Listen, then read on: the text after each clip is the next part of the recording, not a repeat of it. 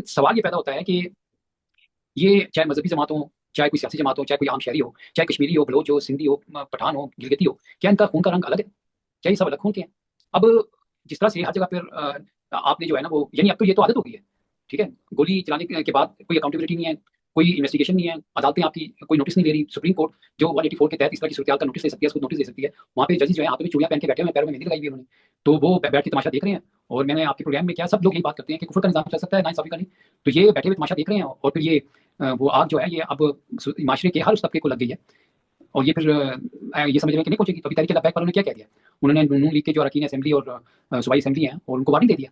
अभी लाहौर में मैंने जिस तरह देखा एक इंसिडेंट, वकला जो थे वो पुलिस वालों की दुर्गत बना रहे थे।